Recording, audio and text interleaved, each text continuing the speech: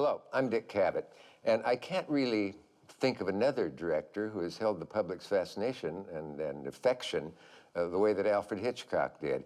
It might have been his inborn personality, which is a combination of many qualities, and to me, all of them were droll. He loved to talk about his own movies.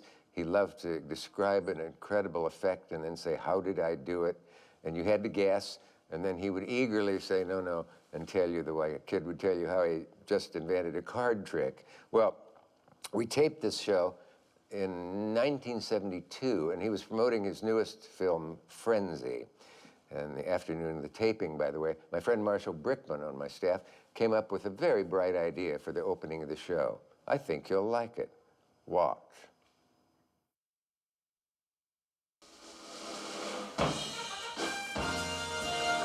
The Dick Cavett Show.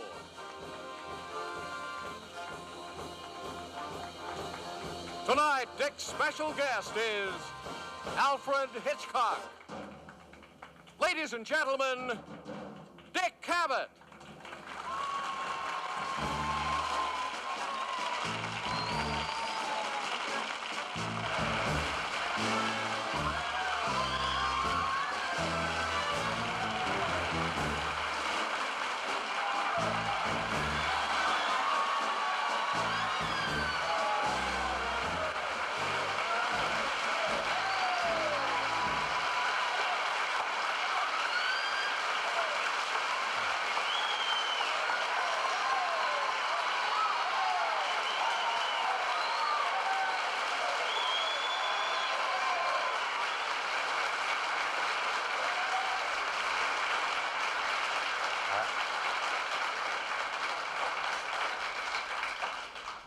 Good evening.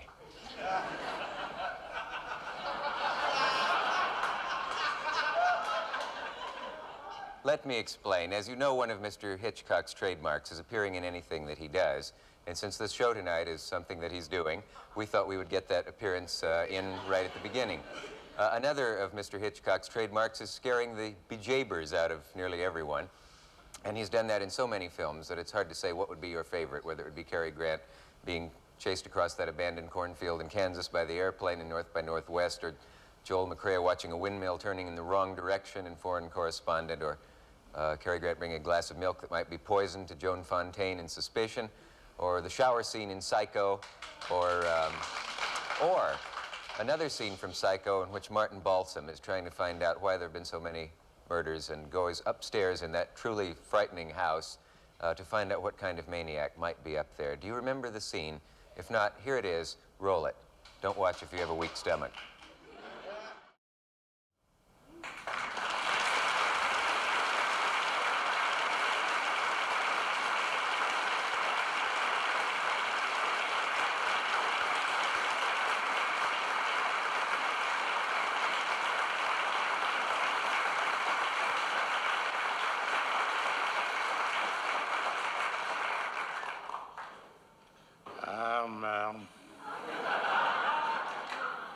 Mr. Cavett is temporarily indisposed, but we'll be back with some of his cutting remarks after this word from our sponsor. Thank you. Here we are. Greetings, Mr. Hitchcock. How do you do? Very nice to see you. I thought that would make a very pleasant murder weapon. The mower, I mean. The mower. You mean we've given you an idea No, for your... you get the victim to lie on his back. Yes. And then mow the hair off his chest first. Then stamp on him. Oh, I see. How did you acquire this turn of mind? You look like such a pussycat. I think my mother scared me when I was 3 months old. You see, she said, "Boo." It gave me the hiccups. Yes? And she apparently was very satisfied. All mothers do it, you know. That's how fear starts in everyone. Well, that's an interesting insight into psychology. I didn't realize that. Weren't you ever booed at by your mother? I've been booed at ever since. not necessarily that way. You know, I was just looking over the incredible list of your films. The Truffaut book that delighted film people when it came out, and the 39 Steps and The Lady Vanishes and Notorious and The Paradine Case and Spellbound and Saboteur and Rebecca, and there are many that I didn't know about. Most of us know of Rope and Strangers on a Train and Rear Window and Trouble with Harry and Psycho and Vertigo and The Wrong Man and all of those. But you made some very early films that are seldom, if ever, seen. Do you have one way back there that would be Oh, yes. a There was favorite? one called The Lodger, all about Jack the Ripper. That's right. You know why he... Somebody wants to be ripped. In this neighborhood, they may be, but... Well, that was the case in London in the 1890s when Jack the Ripper roamed around, and, well, he just took that knife out and placed it abdomonically and slit. Yes. And there were several films about Jack the Ripper, and in fact a couple named The Lodger. But yours was yours They in the were 30s? all copies of the first one. Yeah. I made mine in 1926 1926. when I was the boy director, which of course I still am now, but Yes, and one of the best boy directors we have. Are you still afraid of the police? terrified of the police. Terrified. Can you explain where that begins? I think it was when I was a child of 5. My father sent me with a note to the local chief of police for a minor, I must admit, a minor misdemeanor. Yes. And I was placed in a cell for 5 minutes. Now, psychiatrists say that if you can trace the origin of your fear, it will disappear. The whole thing is a confounded lie, because I still have it. And it's never left you from that day? Never left me. What sensation do you get? Do you still, if you see a police car, get frightened? I would say mild apprehension. I see. Yeah. There are a couple of words that people need to know to understand all about you and your films, and one of them is a MacGuffin. Can you explain what a MacGuffin is? Yes, a MacGuffin you see in most films about spies. It is a thing that the spies are after. In the days of Rudyard Kipling, it would be the plans of the fort on the Khyber Pass. It would be the plans of an airplane engine and the plans of an atom bomb, anything you like. It's always called the thing that the characters on the screen worry about, but the audience don't care. And someone asked, what is a MacGuffin? And it's described in a scene in an English train going to Scotland, and one man says to the other opposite him, he said, what's that package above your head there? And the other man said, oh, that's a MacGuffin. He said, well, what is a MacGuffin? He said, well, it's an apparatus for trapping lions in the Scottish Highlands. The man said, but there are no lions in the Scottish Highlands. He said, then that's no MacGuffin. Thank you for clearing that up for us. Oh, yes. And you adopted that word as the thing, the letters, It's the a plans. thing that the spies are always after. I think, well, there's so much to talk to you about. We will take a break right now to get some time. We'll be right back. Stay where you are. Mr. Hitchcock, what? May I say, I was very confused by that last commercial. Oh, what was it? I didn't Well, even it was notice. a commercial for a laxative. And Yes. I wonder why all those people doing sports and all that sort of thing, well, they would need a laxative after such vigorous movements all over the place. I can't imagine, but does that give you an idea for another film? Well, I don't know, but it's rather astonishing. Well, let me ask you something that ties in a bit with that. You did a movie that would have seemed impossible because some of the actors had to be birds. In fact, a great deal of them. I often wonder if you had to spread newspapers everywhere in the making of that film. I mean, it seems like such an enormous problem to take on, to do a film where It you was, needed birds. rather, yes. Did you ever think you should turn back, that it was going to be too hard? No, because I purposely didn't advise the technical department what would be necessary. Otherwise, they would have said impossible. But I think about 3,200 birds were trained, and the ravens were the cleverest. They're very smart birds. Very smart birds indeed. What was the hardest thing to get the birds to do in that film? I don't think anything was really very difficult. You know, the seagulls were the most vicious. Were they? To work Yes. with? Yeah. The hardest thing was to try and persuade them not to be so vicious. What psychology do you use on a seagull? Bird seed. Okay. And, there was the one scene where the bird swooped down and took a piece of a forehead out of The girl. one of your actresses. Well, yes. if I can give away a trade secret, Please do. that's what we call a double printing job. The girl was sat in a boat with a tube of compressed air run up her back into her hair, and at a crucial point, a jet of air was blown which blew her hair up. Then on a separate film, we took a picture of a gull sweeping down, and then the two were put together, and it swooped down at that crucial point. It's fun to know how those things work. It's amazing. Yes. You've accomplished. I hope we can talk about more of them during the evening. But we have a clip from the birds. It might be well to roll that right now. All right. Perhaps some people haven't had fun of seeing. Gives me the willies to see it again. Maybe when we come back, we could. That thing gives me the creeps to see. When we come back, let's talk a little bit about frightening things in movies. Don't have chicken for dinner tonight. I love chicken, or I did till you said that. We have a message. We'll be right back. Stay with us. Mr. Hitchcock, let me ask you a bit about your thoughts on violence on the screen and all that. It's interesting because that clip we showed from Psycho was from a film that was edited quite a bit when it was shown on primetime television. Some of the scenes were considered some moments of scenes were considered too awful to show. In those days. How do you feel about that?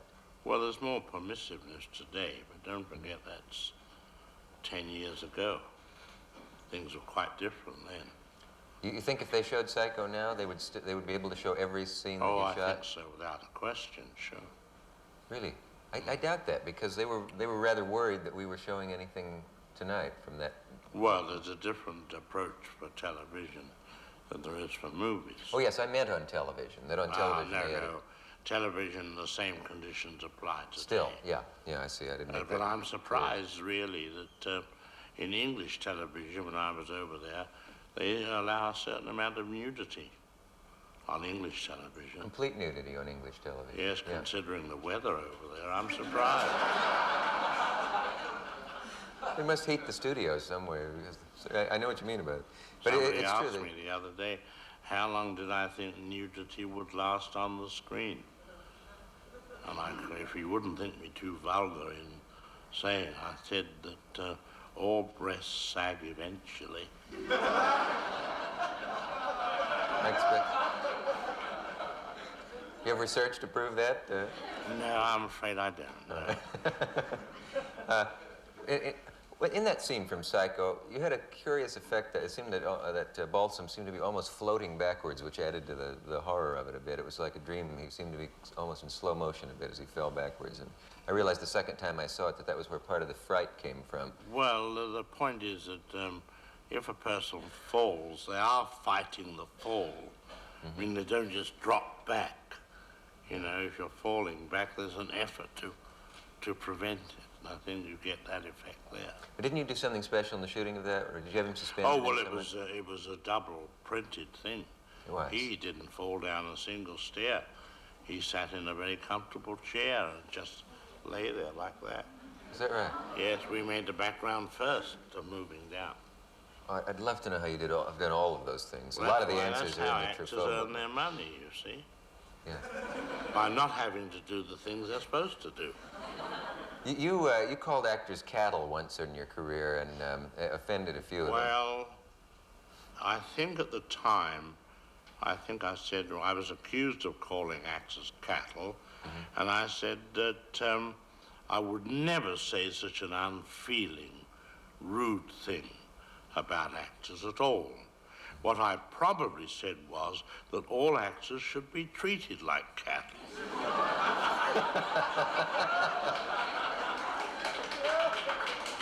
I see. And you went on to do that. In a nice way, of course. Yes.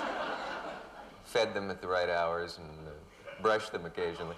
Well, do you, I know you, one actress got you for that somehow. She once had some cattle brought onto a set or something. That was the famous Carol Lombard. Carol Lombard, yes. Yeah. And she was a woman with a great sense of humor. And I arrived on the set the first day of shooting, and she'd had a corral built. And in it were 3 live calves with the names of the actors on big discs round their necks. You know, it is, in finding out some of the things that you've done, reading about them and all, it's amazing how much is the director's work and how little the actors are needed. And in a way, there's a devastating example you gave from a Russian filmmaker, Pudovkin. It had to do with the actor's face and then the... Well, if I may interrupt you a moment, Walt Disney had the right idea. If he didn't like the actors, he tore them up. But you talked about the Russian filmmaker. The power of film. That's how strong film can be. Yeah. Well, I did the production section for Encyclopedia Britannica for the last edition.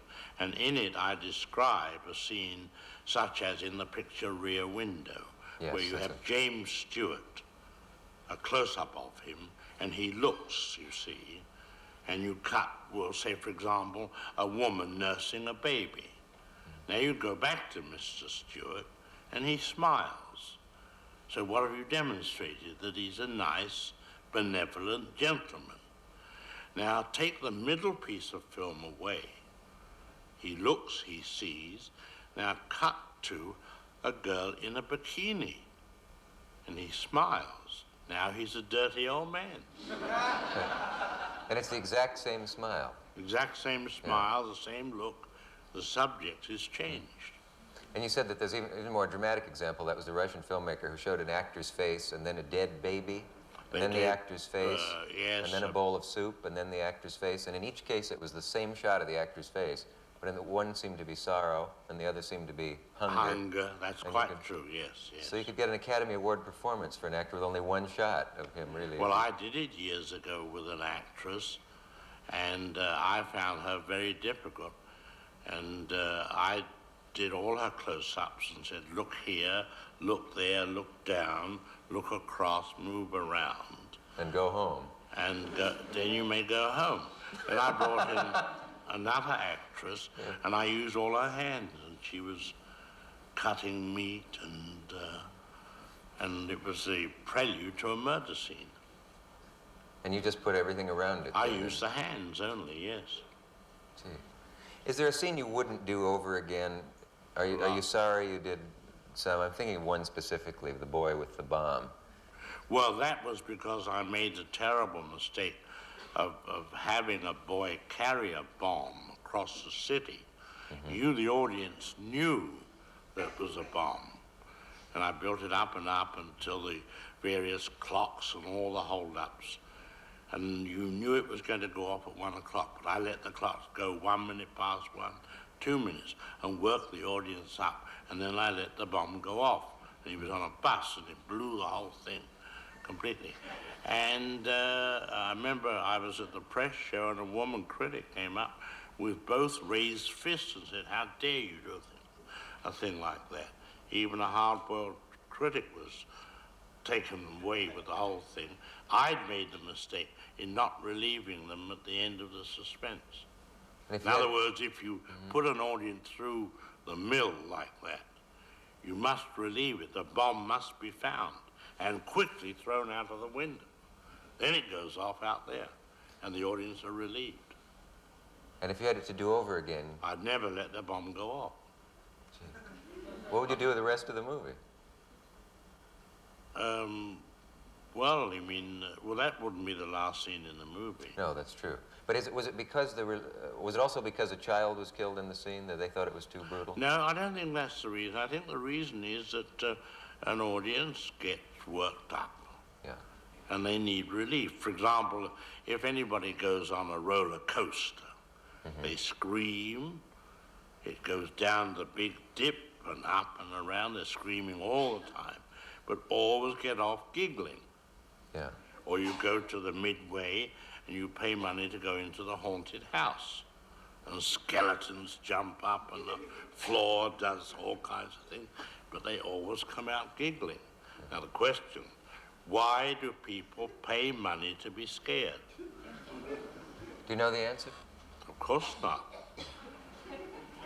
I earn my living doing it. Better not to question it. What would my starving wife and child do without us? Or your starving self, for that Yes, matter. that's right. We, by the way, I should explain, there's always somebody who misunderstands. A child was not killed in the making of the movie. It was in the scene itself, supposedly. Someone always writes it and has misunderstood. We'll be back after this. We'll be still here. Talking with the master, Alfred Hitchcock. You always have appeared in your films somewhere.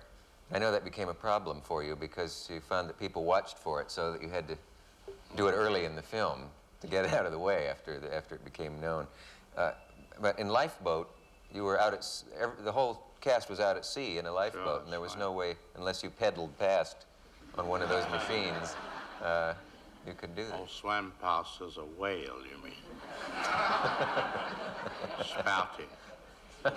No, in that film, I had to appear in an ad. It was during the time that I was taking some weight off. I know it sounds like a lie, but I was. Yes. But it always gets back on. And I appeared in an ad called Reduso. And it was being read by William Bendix. And the ad showed me before and after.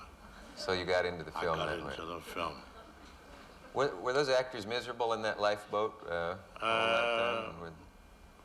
Well, some of them were. Of course, we had the famous Tallulah Bankhead, who was great fun. And one of the young ladies in the boat had great ambitions to become a film star. And I discovered that she was stuffing Kleenex into her brassiere to build herself up. And one day she said to me, "Oh, Mr. Hitchcock, which do you think is my best side?" And I said, "You're sitting on it, my dear."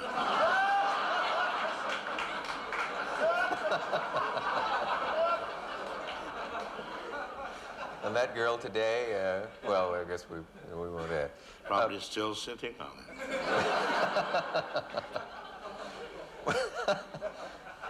They say that some people who are offended by the shocking things in your films or the scary things, and yet lately they've begun to say that what seemed depraved to some of the earlier critics has become commonplace today, and that you were really ahead of your time.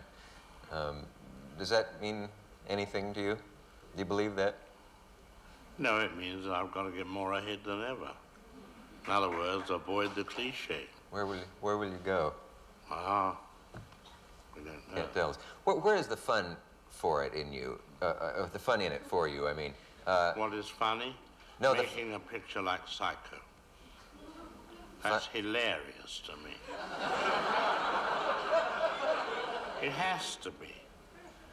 If we're designing the film, I'm sitting with the writer, and you say, well, wouldn't it be fun to kill them this way or that way? And then you say, well, this scene will make them scream. So you do it with a sort of lushness of enjoyment. And no different to the man who's driving the nails in that scaffolding, who's making the roller coaster. He knows they're going to scream eventually. You laugh And all there's the way. that fine line between fear and what is comic. You see, the audience have this tremendous fear when they go on the roller coaster, and when they get off, they're laughing. They've recovered. And there is a fine line between tragedy and comedy. For example, how often have you seen years ago the old-fashioned scene of the man walking toward the open manhole cover? And of course, he has to wear a top hat, because that's dignity, you see. That's a symbol of dignity. And you watch him, and he walks, he's reading a paper that's missed it, and suddenly disappears down the hole, and everybody roars with laughter. But supposing you took a second look and looked down the hole, his head is cut, he's bleeding, Yeah. and they send for an ambulance. His wife rushes to the hospital. Think how ashamed that audience is that they laughed in the first place, and yet they do. Slipping on a banana skin is very painful. We have one weirdo who's still laughing. So there's a streak of cruelty among everyone. Sure. And you get yours out by making movies. Well, it's not exactly cruelty. It's a kind of enjoyment in knowing that they'll enjoy themselves in that peculiar way at that time. That's right. People will submit themselves to a good scare, and Oh, no question. amazing. I call it dipping their toe in the cold waters of fear. I can't think of anyone who could say it better. What I was trying to, what I was wondering earlier was what part you look forward to most when you're making a film. Is it the actual shooting of the film? Is it the writing? No, It's not the shooting. The working it out and getting it all done and finished. And the creative thing is done. Then I wish I hadn't got to go any further. I'd rather not make the film. The having to go into the studio is not the fun part for you. No, that's Seeing not it, fun. seeing it work out. No, because you've got to then start deal with the actors again. Oh, it's those actors. Yes, that necessary evil. I know that you're pretty serious about that. In the interview Truffaut did with you, several times you look back on your films and you said, I just wasn't quite satisfied with her or with so-and-so, with so-and-so. I wish I could have gotten him for the part. Have you heard from any of those people, or did they know when they were working for you that you weren't quite satisfied with them? Well, they have to know when you say to them, that'll be all for today. And they go and see the film and find another man playing their part. Yeah, I guess that would... I mean, some of the ones that stayed... Well, never mind. But there were some cases where now you could have gotten actors that wouldn't do it then. Was it Gary Cooper that you wanted for a part? And scary films were considered sort of third-rate in those days when you first started. I think it was Gary Cooper you wanted for one part. Yes, I wanted for Foreign Correspondent, yes. And later he said, I wish I had made that, but it was sort of beneath the dignity of certain big stars. I don't think they could visualize what the film was going to be like, you see. That's an incredible one in Foreign Correspondent. I think it's in Foreign Correspondent where you have a thing that you said you were surprised no one ever asked you how you did it or why technical people didn't, because it's impossible. Yes, that was a scene where an airplane, a passenger, a clipper, you remember the clippers, was being shot at during the war and was diving toward the ocean. And we were in the cockpit with the pilot and co-pilot, and without any cuts at all, the plane dives right to the ocean, hits the water, and the water comes in from the ocean over the pilot and co-pilot, and possibly the camera, and not a soul questioned it. How you did that in one continuous shot. What happened to the camera crew or anything? Did they all drown and were never seen again? They just took it for granted. Maybe knowing you, they thought they probably did. And that, Maybe, yes. Perhaps when we come back from this message, you'll reveal how you did that. Mr. Hitchcock, you've kept us in suspense through 2 commercials. How did you manage to get a shot where the view inside the cockpit went all the way down to the ocean, into the ocean, and the water came in? Very simple. You've heard of rear projection. Yeah, when they show the picture on the back of a Show screen. a picture on the back and you play the scene in front of the screen. Well, I had a test pilot go out off Santa Monica and dive with a camera on the front of the plane toward the ocean and pull out at the last minute. Then I had 6 screens made, 8 feet wide, 6 feet high, built the cockpit, put the pilots in, and then the screen, made of rice paper. Behind the screen were 2 what we call dump tanks with chutes. These tanks are filled with 2,700 gallons of water each. And all I had to do was press a button. And as I looked at the screen, the moment we touched water, I pressed the button and the water shot right through the screen, tore it to ribbons, and all the water came in over the pilots. That's Very simple. The screen that there you go. Get a hand for solving that problem. The screen that was being projected on of the ocean coming up then actually was the screen that burst and the water came out. And nobody It was made knew of rice paper, you see? That's so ingenious. The water, 2 chutes came right at it. You've done a lot of things like that, and they really, I think that would be part of the fun, would be solving those undoable yes, problems. Sure it was, yes. Yeah. Can you give away any secrets of your theory of scaring people? The psycho shower scene made many women afraid to take a shower in a house where they were alone for years, some to this day.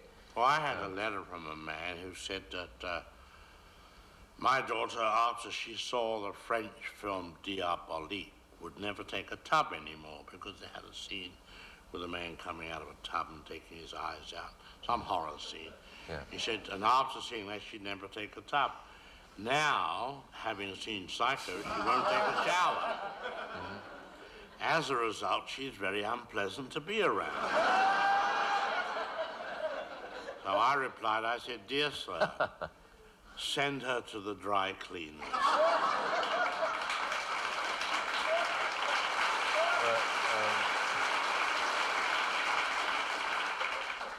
I was wondering what your theory is of how to make a scene as scary as you did that.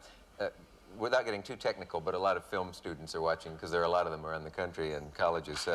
Yeah, the average movie, I think I've read, is made up of about 600 separate shots. Would that be true? Well, the shower scene in Psycho, the knife never touched the body at all.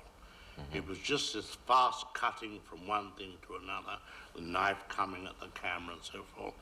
Actually, the property people at the studio made me a lovely torso with pink rubber, and it was all tubed inside with blood.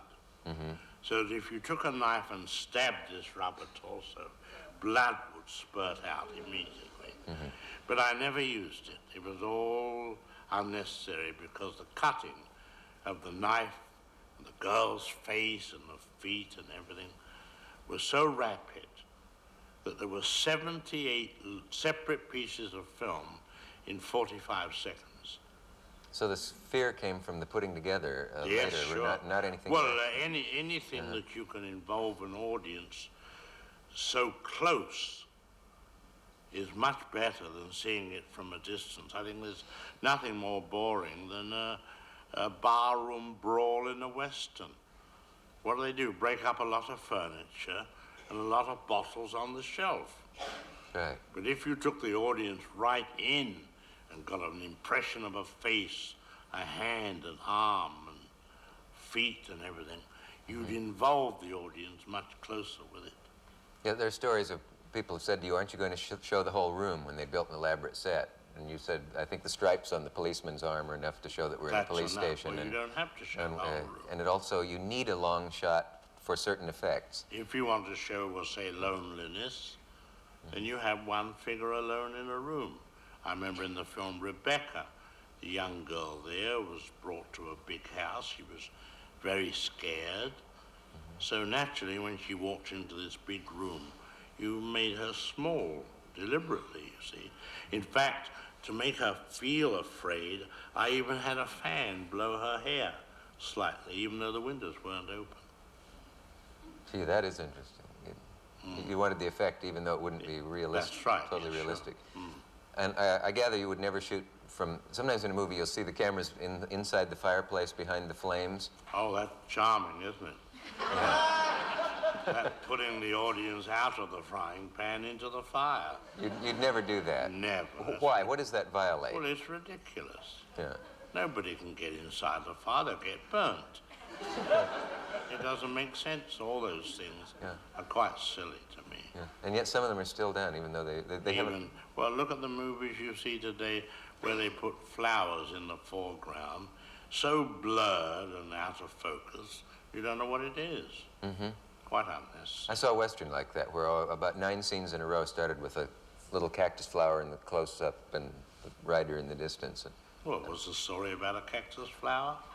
No, but that's the point, isn't it? Yes, it is. Yeah. Yeah. May I say a word about Soft Swirl? We have a scene from your new film, which Hitchcock fans are delighted to say is vintage Hitchcock, and I'm glad to, So I've heard, see a scene from that. Have you heard that? Now here's a word about a brand new dessert from Jell-O. We'll be back. Here we are again. Frenzy is the name of your new film.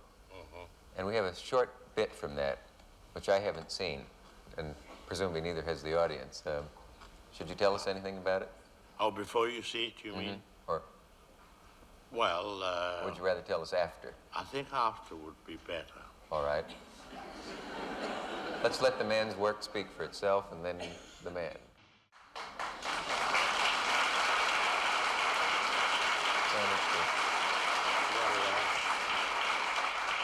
As you will see, it's a body of a murdered girl that has fallen off a potato truck.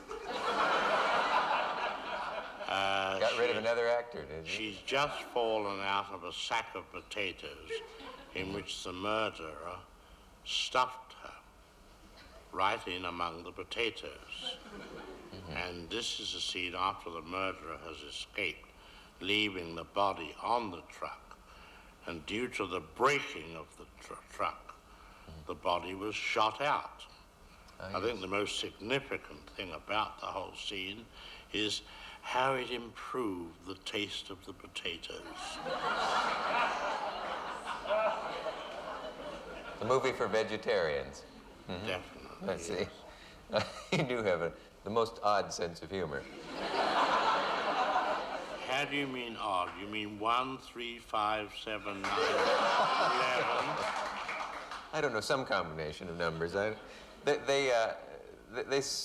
You would think that things don't happen in life that happen in Hitchcock films, and that you've invented these ingenious things, but there are some pretty strange cases of things that seem to be right out of your films. One you describe in the book was a case in England where a man disposed of parts of a body except the head, and it gave you an inspiration for something in a film you did. But the story was that he put the head into the fireplace, I believe. This was an actual murder case. Oh, yes, that was a real murder case, yes. The man had killed a woman, and he had disposed of most of the body by cutting it up and throwing it out of the window of a railroad train between the south coast of England and London. But he still had the problem of what to do with the head. And the bungalow that he was living in was on a beach near the English Channel. And it was a thunderstorm that night. And he put the head into the fireplace and lit a fire under it. And the fire started, and the heat of the fire suddenly caused the eyes to open. And it scared the hell out of him. And he ran out onto the beach and never came back. And I remember talking to one of the big men at Scotland Yard, and he told me how he reenacted the scene to get the timing right when they were investigating the case. And he went to a butcher's shop and got a sheep's head and did the same thing with it. To get the actual timing To get the timing and how long it would take for the skull to burn. in order to convict the man. Was he convicted as a result? Oh, yes, convicted and hanged. That sounds so preposterous that almost that if you did it in a film, they would say that's a little too contrived. Oh, yes, they would. Yeah. This is true. Gee, there's so many things I'd love to get to. Well, we have a message. We'll be right back. Mr. Hitchcock, did you ever have any feelings about working with big stars as opposed to unknown faces in the films? Many of your films, of course, had Ingrid Bergman and Cary Grant and people No, like if Claude they Rains. function for the story, I don't mind one way or the other. But I think the good cast that fits the story is what you see, because we have so few stars today. And the star doesn't necessarily guarantee you success anymore. Doesn't guarantee success at the box office. It used to be regarded as insurance, you see. Yes. That doesn't apply today. People don't like the picture, it doesn't matter who's in it, they won't go. I read somewhere once that you'd made a remark that romantic man and romantic lady leading roles, the people who play those are inevitably very much in love with each other by the time that's because, you know, one hears of so many multiple marriages in Hollywood. You know, women have had 4 husbands and vice versa. Yeah. And I think it's really because they meet in a love scene in a picture and they bring it to life and truth after 6 o'clock, in the dressing room preferably. Have you ever caught them doing this? No, not myself, because I like to be home at 6 o'clock. Oh, I see. But they apparently don't. But you suspect But I think that's one of the reasons why you find multiple marriages in Hollywood. You know, every man has been married about 2 or 3 times. That's because he meets a different woman every film that comes along. Are you suggesting that Grace Kelly then was in love with James Stewart and then with Cary Grant and then with, who else was there? Ray Milland and... Well, I wouldn't particularize on it because For obvious I'm reasons. generalizing. Oh, I see. Okay. And he's not an army man either. Who? Generalizing. Oh, generalizing, no. Oh. That's... You like all kinds of horror, don't you? Bad puns. Not bad pun. Puns are the highest form of literature. There are those who would agree with you. I think I'm one of them, actually. Puns are good. Are there films you wouldn't do over again? Some people have been very hurt to find when Rope was their favorite picture, and that body in the trunk and the young men giving a dinner party with the body in the trunk and all that appealed to so many people as a mystery, as a frightening film. And they're disappointed to hear that you wouldn't do it the way you did it if you had it to do it again. Oh, yes, I would. Yes, that'll be shown on TV very soon. But I mean... It hasn't been shown as yet. You did the astounding thing of doing the movie in 20-minute takes Well, that was because it was a or something. theater piece. And I was trying to get some movement into what is really a theater piece. Yeah.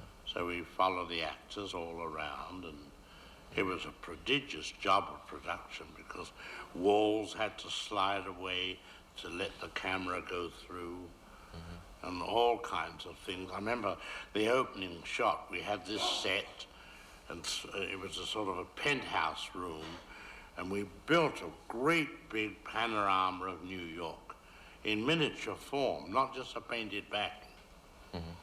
And then we had a dining room and a kitchen. I remember the opening scene took 750 feet without a cut, starting with the murder of the boy, following the 2 through into the dining room, into the kitchen, and you hold your breath right the way through for fear something may go wrong. You, the director.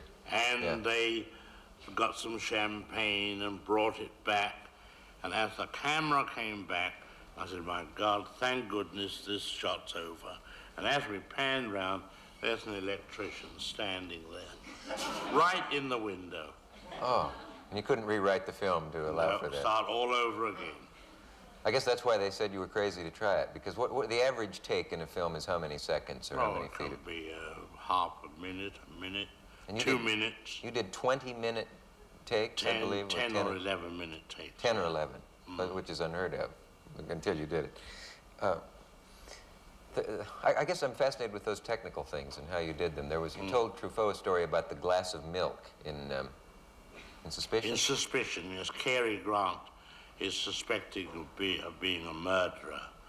And there's a very high shot of a hallway, and he's bringing her what you, the audience, know to be the fatal glass of milk. And he brings it all the way up, and it comes round the circular staircase until it comes right into the camera. Well, so that that glass of milk stood out very clearly, I put a little lamp inside the milk. A little light bulb? Yes, with a little battery. So the milk glowed all the way up. It's sort of enhancing the poison. Yes. It's amazing. Didn't you once try almost persuade Garbo to come out of retirement for a film? No, I didn't. Oh. No, I couldn't persuade myself to do that. But did you try once? No, never, no. I thought there was some talk that she might have played in one of your films at one time. No, the only trouble is, you know, well, obviously with Garbo, you couldn't find a subject where she could be alone. All right. Do you invent those little moments that are going to live with people for years? I know anyone who ever saw Spellbound remembers the fork on the tablecloth making the parallel Yes, lines, that's or right. or the glass snapping in the hand of the man who in Rope, when he's under pressure, the crystal glass Yes. snaps and breaks his hand, breaks his skin. Well, they're touches. In Spellbound, the whole thing was the lines, which eventually paid off as ski lines, which solved the whole problem. Yeah. I don't know there's so many. You never wanted to make a Western? No, I don't know much about Westerns. I like to know all the details, you know. It's like costume pictures. I'm no good at costume pictures, and to me, nobody in a costume picture ever goes to the toilet. And that spoils it for you? For me, yes, it does, and just in the same way that I don't know how much a loaf of bread costs in a Western. I see. All right. Well, that answers that. We'll be right back. We have a message from our local station. During the break in the studio, someone asked Mr. Hitchcock what the ending of The Birds meant. And you made a very bold statement, I thought. You said you had no idea. Well, the point was, where do you end? Had I gone further with it, then the next shot would have been the Golden Gate Bridge in San Francisco, covered in birds. And I fought shy of doing that because I thought, wherever are we going to get that number of birds from? Yes. And then the residuals would have been enormous to all those birds. For each bird, of That's course. right. Yeah. Has there been anything that they told you you just couldn't do, that you wanted to do, and they wouldn't let you, either for censorship purposes in a film? No, I'm much too respectable I see. to be involved in anything so sordid as that. Of course, I should have known before asking. Is there anything, though, that you haven't done that you really want to get yet? Is there anything that you'd like to experiment with the camera, with suspense, or something that you've No, never gotten to try? I wait till the subject comes along and then tackle it from there on, you know. 'Cause every subject brings new challenges. Yeah. If you had to take one of your films, if they said, I'm sorry, there are too many films in the world and we're going to have to select one from each director and destroy the rest, could you instantly go to one of your films? That I prefer, you mean? Well, of course, it's always the last one, but that's too conventional an answer. No, a film I made years ago called Shadow of a Doubt, I liked very much. Because it was true, it was a character picture, and it was a family in a northern Californian town, and beloved Uncle Charlie comes to stay with them. And what the family don't know is that Uncle Charlie is a mass murderer, murdered many women. So the suspense is, how long will it be before the family find out the truth? It's a good one. They never do.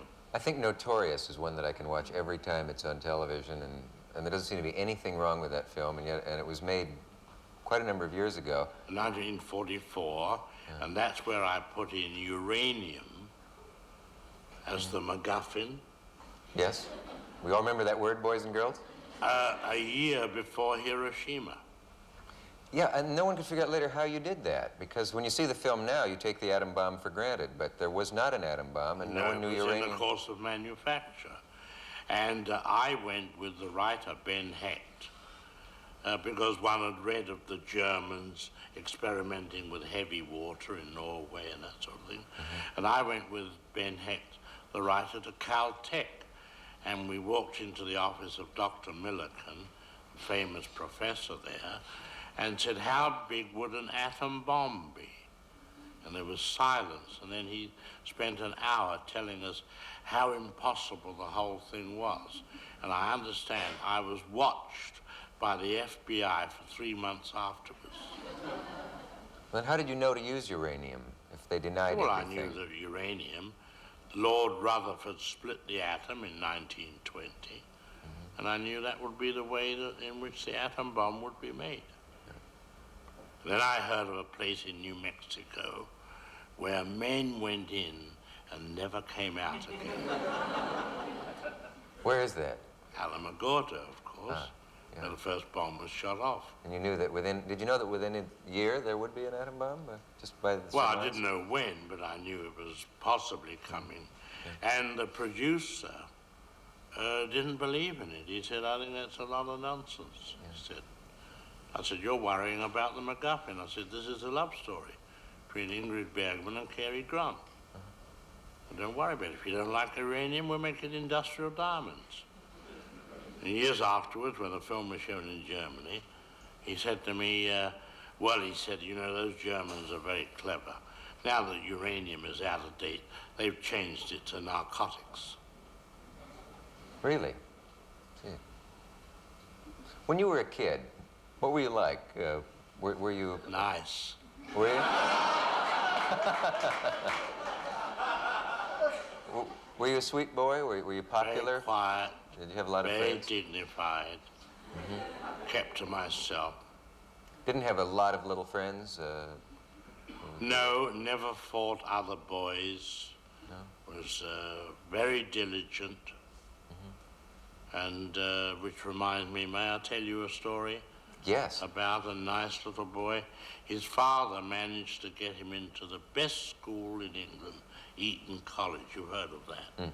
Father went to visit him after a week, and the boy was scratched and bruised. Terrible state. He said, what happened? He said, they don't like me here, Father. They call me a dirty little Jew. He said, don't you fight back. They'll throw you out of the school. Keep away from them. He waits a week, visits the boy again, and he's still badly cut up. He said, they still calling you that? He said, yes, Father. He said, you tell them that Jesus Christ was a Jew, and that'll stop them. He said, all right, Father. Goes away. Third week, he got 2 black eyes. He said, what, they're still calling you that? He said, didn't you tell them what I told you to tell them? He said, I tried to, Father, but I forgot the gentleman's name.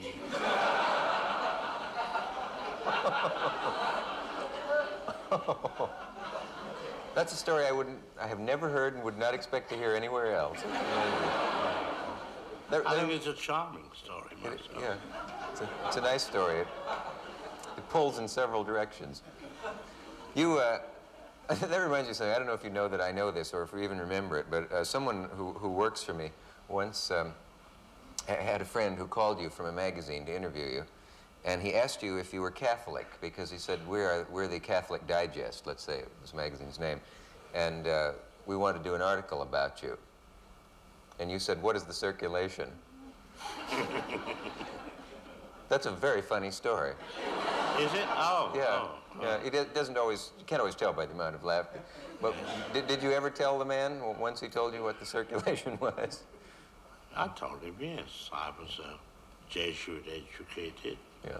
And that's where I learned about fear. Ah, you were terrorized by your teachers. They scared the hell out of me. How did they do Very it? strict. Did they threaten physical violence on you? Oh, no, no, no, no, but it's just the way you're brought up. And how would they frighten you? If you didn't do your lessons properly, if you were not obedient, what bothered them? Well, there were certain punitive measures, may I call them, taken. Physical? Physical. Yeah. Not desperately physical, but enough to deter one in future occasions. At that age? At Yeah. that age, yes. Hey, we have a message. We'll be back. Someone asked during the break what you did with the dummy the film. You said it's floating in the bathtub at home. That's right. Sure. You have a reputation for being a practical joker. Is this true? Yes, I used to, but I find that people don't have the same sense of humor anymore. I once gave a dinner party, many years ago, where all the food was blue. Everything was blue. Well, I don't exactly see how you'd get an idea like that. I gave the dinner, it was blue. Sandwiches, dessert, everything? Oh, no, it was a full meal. It was chicken soup, blue trout, blue chicken, and blue ice cream. And when you broke open your roll, the bread was blue inside. Did you explain this, or did you just not comment on it? Not comment on it at all. How far? That's terrific in a way that I can't explain. Well, I once gave a dinner party for my wife. Do you know Chasen's restaurant out in Hollywood? He had a back garden in those days. We had a table for 14 people. And I got Central Casting to give me an aristocratic old lady. We had her hair done beautifully, dressed her well, and sat her at the head of the table. And the guests arrived and said, "Who's the old lady?" I said, "I don't know." Oh. I said, "I've never met her before," which was the truth. I hadn't. And the proprietor of the restaurant kept out of the way, and guests continued to arrive, and always the same question: "Who's the old lady?" I said, "I don't know, we're trying to find out." So finally the proprietor came, and I said, "Dave, go and find out who that old lady is sitting up there." And he went and bent over her, and he came back, and she said, "She's with Mr. Hitchcock's party." I said, "I've never seen her before in my life." Well, she sat there the whole meal. Drinking martinis, by the way. Oh, yeah. Did she enjoy it? Apparently, she had to be helped to the car. Have you abandoned practical jokes now? Have you outgrown that? Yes, more or less. I see. Someone asked here if you've ever seen a movie that thrilled you or scared you. Are you capable of being scared on the screen, or do you just know too much about how everything's done and know what's coming? No, too much. Do you? Mm-hmm. Yeah. Are there directors you admire? Oh, yes, I admire men like Truffaut, Buñuel. Do you know his work at all? Yes. Yeah. Oh, yes, there are a lot of fine directors. Orson Welles? Yes, he's famous for one big film, Citizen Kane. What will you do next? I'm the subject. You don't have now. I'm looking for another body. When we find that, then the story will take its course. I wanted once to do a scene for North by Northwest, by the way. And I couldn't get it in there. I wanted it to be in Detroit. And two men walking along in front of an assembly line. Yes. And behind them, you see the automobile being put together. It starts with a frame, and you just take the camera along, the two men are talking, and you know all those cars are eventually driven off the line. They load them with gas and everything. And one of the men goes forward. Mind you, you've seen a car from nothing, just a frame. Opens the door, and a dead body falls out. Very good.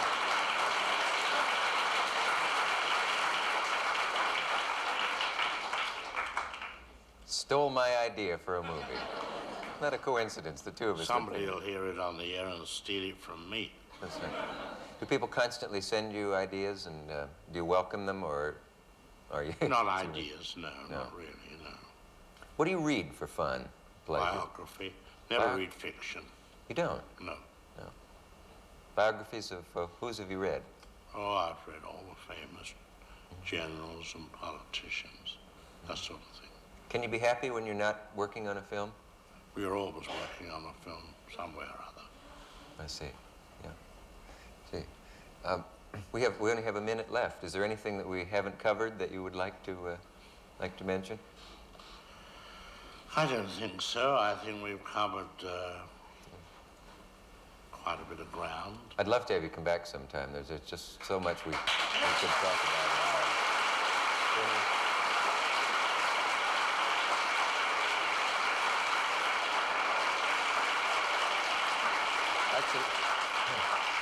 Well, we'll have to do a sequel calling it Cavett with Cavett.